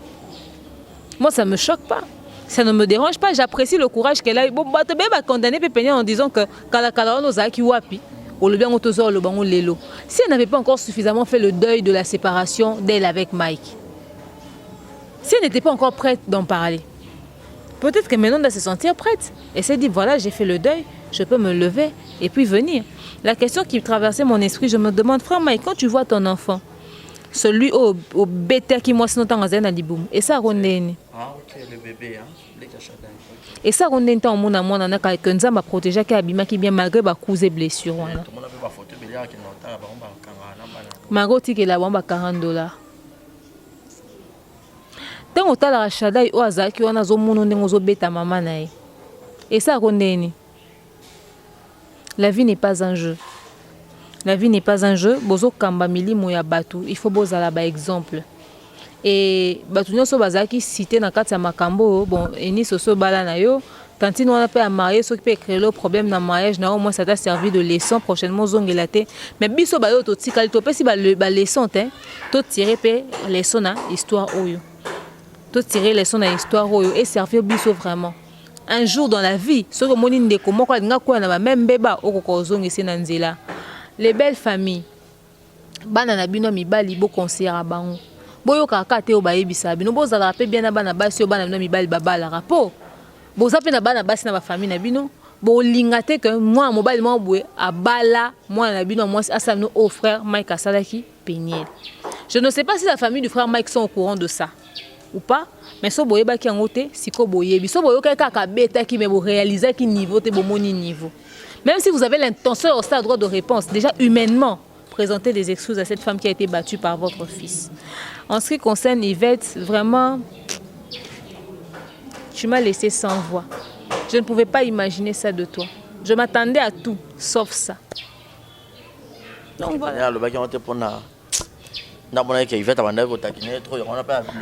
Son Nathalie Penel, je ne pense pas que c'est le genre de fille qui va venir raconter des tels cracks pour se faire remarquer. Peut-être m'emboiser mes roses à rumeur, moi, je suis là qui est solo. Tu vois? Peut-être qu'elle a preuve na honte. Peut-être que cause a bon. Voilà, mais comme conseil, il faut couper ça. Et pas y avoir barre agressive pour que tu kabwana au bazar penal le lenge ya bongo et puis plus ça les nzambe tout le monde ce soir film quoi et ça la clip na pasteur Moïse Mbi ye o yope et quelqu'un zongi jusqu'à là peut pasteur Moïse Mbi a robalaté il peut mutalo bela biso que mieux vaut être célibataire que d'être mal marié. Donc tout ça sur Obatamana sima ya slogan wanate à mieux vaut être célibataire qu'être mal marié. Action. Je me demande pourquoi Binomi Balé a problème au même moment. Et puis la fille, apparemment, n'a pas donné moi libosa comment qui. On a habité motiver la fille Eliane pour que abana koloba marambango na habité. Je pense que c'est la publication de Peniel parce que tant qu'à Peniel a bandé au ça direct, maman royal à sali poste et pas n'a pour dire je t'encourage, je suis de cœur avec toi, quelque chose de comme ça et tout, il est temps de dénoncer et puis a commencé à sortir des choses. Non, bah personne n'est pas comment paye Joël Francis parce qu'il cité dans le scandale comme quoi ma femme à église tout ça à ça un peu dans ma fille église mais là on peut toucher peuple de Dieu moi mingi moi bah j'en ai belé bah ça responsabilité l'église parce si sinon nous brisement faut les canabrisement et c'est pas facile. C'est pas facile d'être jeune, de servir Dieu et de rester correct. Si on va se faire nzambe, babala. Pasteur Moïse a basité des bozangi, basi basé bien dans l'église. Na cité betel wana ba yebi que pasteur moi célibataire azakuna tala basé qui tourner bayara kuna. Donc pasteur Moïse mais quand nous ko régler problème wana bo lingaraté bino ba frère Mike makambo comme à niveau ba média. C'est possible de gérer des problèmes à l'amiable. Bino bokasi boza ba seule personne bo vivre ba scandale na ba fille. Non. Il y a d'abord un fait, c'est que toutes les filles n'ont pas la même maturité. Mon soit préférable à prendre yango surier. Moi, ça bête une histoire n'a peut-être ton soit piquer la crise. Mais peut-être j'ai préféré prendre sur moi, j'ai préféré garder. Il y a aussi une autre personne qui a préféré prendre sur elle, garder. Mais il y a des gens à côté au bon bata préféré allo ba pour ça encourage na batu mususu OK, so bon makambo mo mususu akufa o a piquer crise ka bo akufi ba lekise nzoka abomba ki makambo trop a encaisser. Bolinga soki likamoza bo régler à la miable bo vandi bo solo li bolobi, vous n'êtes pas les seules personnes à avoir vécu des scandales. Donc à un moment donné, prenez ça sur vous, réglez le problème à l'amiable. Pasteur Moïse Okoki ko za cité ba modèle on t'appelle pasteur. On t'appelle pasteur une minute. To ko ba te frère Mike Asé makamba boto luka pasteur Moïse camarade na pour passer conseil. Mais de vous deux, il n'y a pas l'un pour attraper l'autre. Vous êtes pareil en ce moment. C'est comme ça qu'on considère la situation. Toi, on t'accuse d'avoir des histoires et tout, des ébats avec des filles. Lui, là-bas, aussi des ébats avec des filles, infidélité. Et puis, lui, il a 3 péchés dans un même corps. 3 péchés, frère. C'est trop. Tu ne peux pas toi-même être quelqu'un qui ne partage pas. Tu es radin. En même temps, tu es, comment on dit, infidèle. Et puis, en même temps, tu tapes ta femme. Mes frères, 3 péchés dans un même corps. Décide-toi. Comment le diable peut t'utiliser comme ça? Oui, donc essayez de nous régler ces problèmes à l'amiable. Donc voilà. Ceux qui seront choqués par ce que j'ai dit, je suis désolée. Mais l'objectif, ce n'est pas d'inciter les gens à la haine. C'est de rappeler aux gens que la vie est très courte pour être vécue. La vie humaine est précieuse. Alors, tout me kozalera bien. Tout me kozalera bien. Et ceux qui m'ont baisé à Toloba. Et par rapport au bazar banda comme célibataire, mais je pense que je ne vis pas trop comme une célibataire parce que j'ai mon chéri, j'ai ma fille et tout. De temps en temps, je passe beaucoup plus de temps avec lui. Donc je pense que j'ai déjà une idée quand même assez large sur le mariage. Et dans l'expérience à Batumoussou, j'ai une idée. Je pense que biso toi libanda, tout le monde a peut-être une vision mususu que biso atboa na kati. Donc pour juger biso parce qu'on est célibataire, on parle d'une histoire de couple, mais quand il s'agit d'une violence faite à la femme, vous nous dégoûtez, vous nous donnez même plus envie de nous marier. Donc vraiment bosunga biso que problème oyo et l'on a réseaux sociaux, s'il vous plaît. Et réglez ça à l'amiable. Beaucoup de courage à Peniel Kalambay. On attend la version du frère Mike. Comme conseil à frère Mike? Frère Mike, nga so nazayo na ozwa mwa pause na vandi nanu na se concentrer na ba prière na tali pe marche na nga na se corriger oza besoin yo senga biso pardon te nous avons besoin de se corriger et être intègre envers ton Dieu. Oui, ça biso mi pognon so wana que déjà nga kuta na taka vidéo na Vincent na comprenait na nga que c'est indika mais na tika na nga kaka bo o mi ko changer marche na mkonza mo beta bino ba fimbu bo sutuka. Bon, surtout cas, ça sera grave. Si Dieu expose des petites choses déjà comme ça, c'est un message, il vous interpelle. Certainement qu'il a commencé à vous interpeller en cachette, pour tenir compte d'un côté, abîmé, c'est peut-être beau. Et un conseil na bateau bazala ke cousine nga ndeko nga na bali aya ofani sanga mais nzorande ba viangula na mobali kotala acte cousine asalaki. Ngai na loba boy barezi. Ata na ba camarade. Na loba nga na mona mobali ya camarade nga kitoko te. Na mona mobali ya camarade nga bien dit. À l'instant où na komo mona mobali no kitoko na komo mone bien na ko éviter. Parce que nga na to to ba ninga to koza na même goût mibali te, to koza na même style te. Ah nga sko yo na biso ko na moni ke koza c'est ça mais nga ba même style que nga non préféré na s'éloigner. Neti boy, je suis qu'avec la bonne et tout. Et les gens me demandent pourquoi tu prends pas des soeurs, pourquoi tu prends pas des cousines. Je sais que mon chéri est un type sérieux, mais la chair, c'est la chair. L'être humain, c'est l'être humain. Tu vois? Non, je te dis la vérité. Je te dis la vérité. La chair, c'est la chair. Et oh, ça t'en attend encore. C'est ça. Grâce. Hein? Grâce. Dans minute, tu peux se mettre place aux alliés. Vraiment, on peut se mettre tes zombos à Barési, ma chère. Peut-être grâce à Bétag et l'homo. Peut-être, tu vois. Donc, bien, on va tout ce monde à l'ingarané, batunanda qu'on a été. Puis nous devons comprendre dans notre et ça pour nous éviter la porte d'entrée à modèle. Après, Abi, marraine c'est pour blaguer, rire un peu. Abi, marraine à côté. Ne se réunion ça. Aïe, kuna. Makele, j'étais la chérie. Tata po, yonde makambo. Abi, mais c'est quoi ça? Tu vois. Donc c'est scandaleux, c'est des choses. Yo mo tout baninga na bango benga batu na banda kuna bangote. Bo mo nango mabete. So batu na benga ayo aboye na yo matin mon pasteur Marcelo Tunas dont je salue a été à Rolbaker, abandote ya pona ba couple na ba futur marié, bato ba espérer na mariage. Rolbaker so balani le mieux à faire. La maison ndakuna yo za pona yo na mosino na pana na yo mona ta bana misala ya kolala oyo na banda kunsusu balingana na bango te ata mwa musala kolala oyo bato balingana na bango nga na yebi tantine moko ya na ndaku na ye bana misala ba traverser la porte mona mobali neti papa Melissa boy soka ye alinga alwaka pas de va-et-vient à la maison avec ta bonne réglez vos problèmes dehors quand je suis là j'aime alinga na été. C'est pas parce qu'il va faire quelque chose, mais il évite certains contacts. Moi, je suis là, je suis mobile na ye, ba misala nyoso na sima. Bon ça dernier so ba misala nyoso na sima a bloqué pour n'importe on et puis ça me accès. Alingi na été. Bon baza jalousie obsessionnelle etc. Alingi na été. Ce qu'on peine na noka peut-être peine na zo kansaka mon chéri est un homme de Dieu etc. Et servir va te belé de leçons hein. Et servir va te belé des leçons. Voilà, et servir te belé des leçons. Donc, et puis, à part, il y a Joël. Peut-être pas Rose en a fiancé na Royo Kablo Raboé. Peut-être pas Zaki en cours en mariage. Donc, il y a mon cher, oui, situation, les situations, mon boy. Tu peux condamner la Joël, Eunice, etc., etc. Mais moi, je condamne plus Mike. Je condamne plus les hommes. Moi, si on tant mon bal, on a que boy a été poigné. Mon bal, il soit un joyeux. Oh, joyeux. Oh tiens mbongo, oh tiens maloba, oh tiens esprit. Ce que yo peso yo ko c'est ça, oza monter mat. So se sentir peu faible au sanini, au quoi isama. Au quoi isama.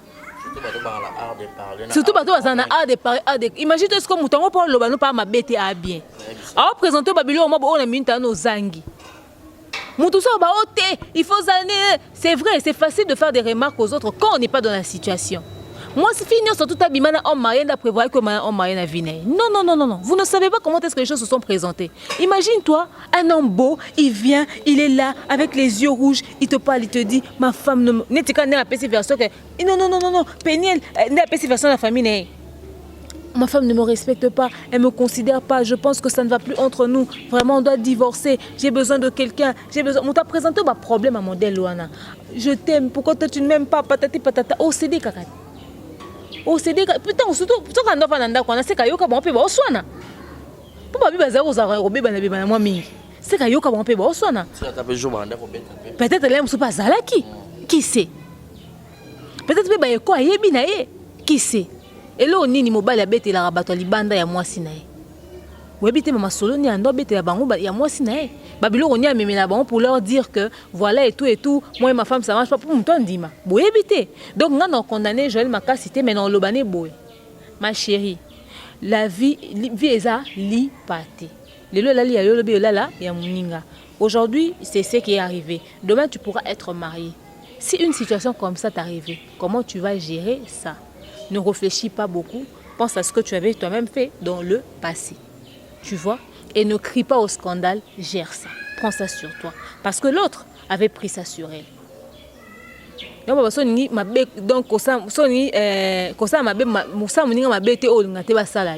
Tu vois? C'est ça au fait. Si tu penses que Elo Kwana Eza Lissoum, tout ce qui n'est pas fruit d'une conviction est un péché. Yo mo oyebi part de responsabilité dans la kata likambo yo oyebi olinga ki Mike na nko to linga ki parce que yenda séduisa ki ko isakio peut-être pour ça aussi ami lobi aso na boyi c'est ça yo mbali musu songo na olinga moi ça présenter o kaka babiloko oyo oyebi ke ozana ngote wana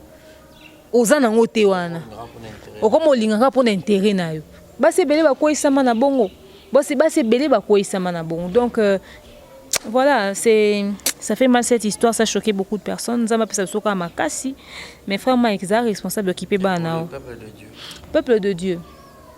Toro là, c'est frère Mike Mabanga, bisope to na bisope na ba vie na bisope to salaka na ba pagano. Peut-être même que dans nos vies, dans notre vraie vie, on a fait pire que ce que le frère Mike a fait. Mais comme il est facile de juger les gens, on se permet de le juger. Soki to moni o frère Mike asali mabe, to mitala pe na ba kati na biso, ya mabe o biso to sala, to corriger. C'est ce que moi je peux lancer comme message. Et ça ne veut pas dire que le col a sali bongoné to yina batunyon son nom. To tika ina masumu na yeye moko. To là tu sais bon peut-être la musique ne so boyo kate ça peut-être choix à ressenti à mutu. Mais du moment que dans le fond il y a un bon contenu peut-être. Mais bon zo batunyon so tout est bon là ça bon mabekaka ya frère Mike.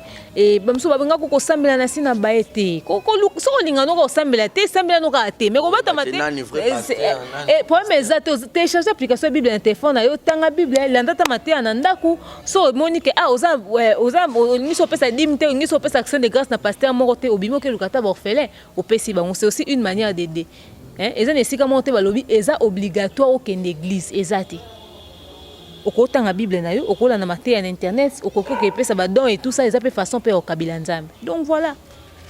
Donc voilà, c'était la demeure Nyangi Mukuse Atalo. Cette émission sera de partager.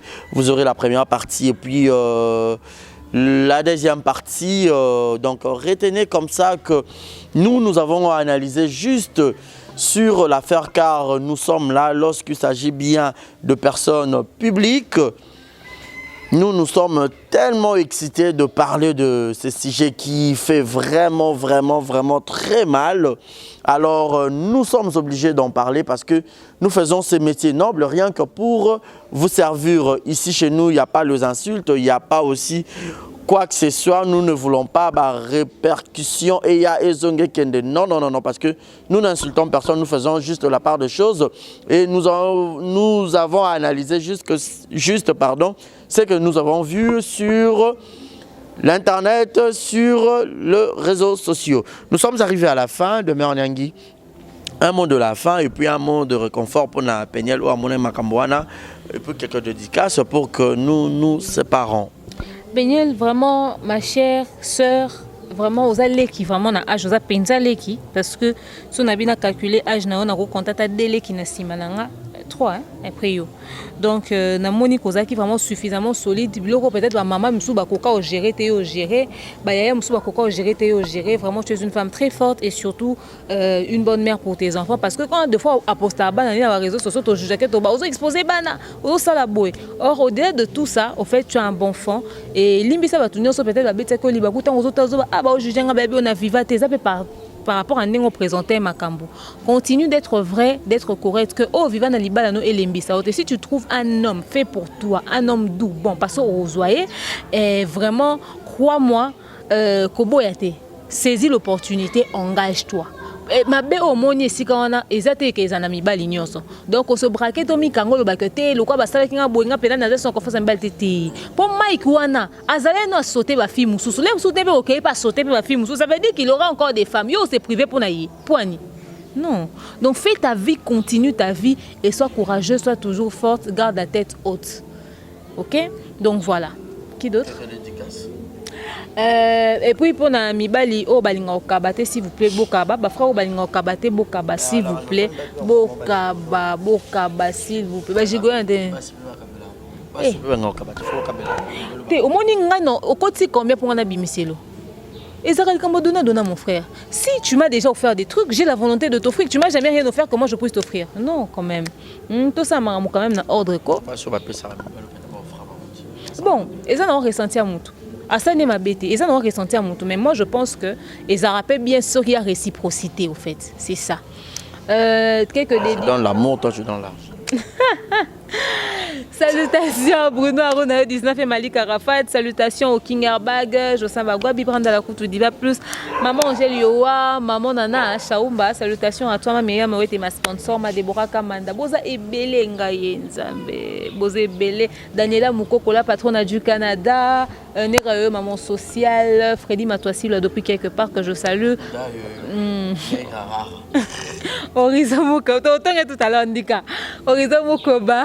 Atonga tonga banda sinkini akanga en tout cas bosé belé bosutuna nga bo partager massivement ba lien ba vidéo beta tourna Central Buzz na tiaki ba contenu na tiaki ba émission je vous aime tellement merci à vous Orlando Bisso donc voilà merci beaucoup Deo le banane Mukulu Pouloulou ah ok d'accord paix à son âme corps et bimaja lobby ouais vraiment bato théâtre vos à la uni et au sala bien voilà. Merci beaucoup, ça n'est fini pour aujourd'hui, fidèle ami internaute, c'était là. Barési Baza, messieurs le journaliste, merci beaucoup de vous abonner ici massivement. Abonnez-vous même abusivement, donc beau abuser dans l'abonnement Nabino, ça nous fera énormément du bien. Comme invité, c'était la demeure Nyangi Mukuse Atalo, maman analyste Nabiso, Bolingake Mingi, parce que elle réfléchit bien et surtout que Aïe Pepa Yamutu a la tête bien faite et nous faisons juste nous faisons l'intelligence. Grand merci à vous tous qui étaient tellement nombreux. Pour votre respect, je vous dis un grand merci de nous suivre et abonnez-vous, c'est une manière de nous soutenir. Grand merci à vous tous. Je suis Barési Baza qui était à la présentation de cette émission, votre humble serviteur. Merci à cette grande équipe technique qui a réalisé cette émission du début à la fin. Merci à mon sponsor Yannick Chamba Yaba Yannick. Godson, moi je dirais comme conseil à frère Mike Kalambay parce que c'est nous les hommes qui sont tellement touchés.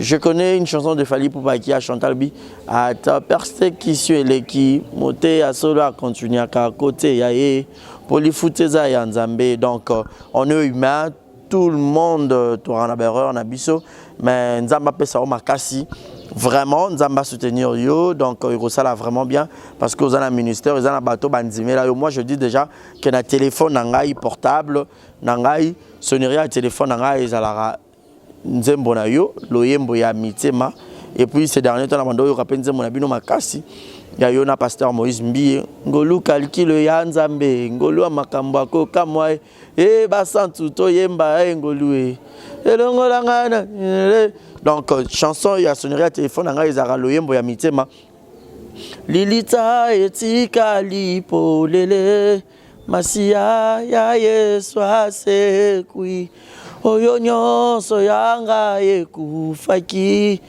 esekui elongo nayo bipai yo fanzi yamba loyembo ya mitema maboko totomboli likolo ozana kembo nayo na ekulus makila etangi donc voilà c'est ça vraiment donc ça prouve à ce que j'aime bien le chanson du frère Mike, du pasteur Mike Kalambayi.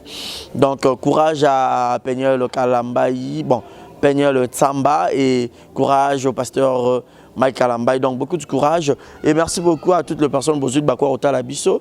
Donc c'est pas une émission, manière il y a aussi les ara, abonnez-vous et ayez l'habitude de suivre les émissions et bandelti ce cas il y aura un peu de publicité. Aux a besoin de publicité, il y a marque tout, il y a produit nayo. Ben a besoin contact les assez. Torozanga pour nous ça les bino boulot JNT service c'est ça l'agence il assure pour nos produits pour nos colis et comme en toute sécurité na Kinshasa na Brazzaville et puis na Angola au Bengika numéro na bango za affiché juste na gauche wana au mona logo à GNT service numéro za on appelle au Bengi ba comme c'est là mais siège na bango za na Paris ba za na Turquie et que ça la bien. Ça n'est fini pour aujourd'hui, je vous dis d'ici là portez-vous bien et bonne suite des programmes sur Exemple Télévision. Bisous bisous bisous bisous bisous. Exemple TV du Tonka, rien à dire. Et abonnez-vous massivement sur Exemple TV. Batou bolinga nada, encore comme il y a ça périque boy. Faut vous s'abonner. Vous s'abonner à Exemple TV. Ça Exemple TV. Bibo s'abonner belé la chaîne YouTube. Exemple TV du Tonka, rien à dire. Il y a un exemple à suivre, cette fois-ci Exemple TV. Si on voit un exemplaire en autres, il y a s'abonner. Exemple télévision, c'est vraiment un exemple à suivre. Il n'y a pas de polémique, il n'y a pas de conneries, il n'y a pas de... C'est vraiment... Il y a dans la lignée, il y a dans la nzela.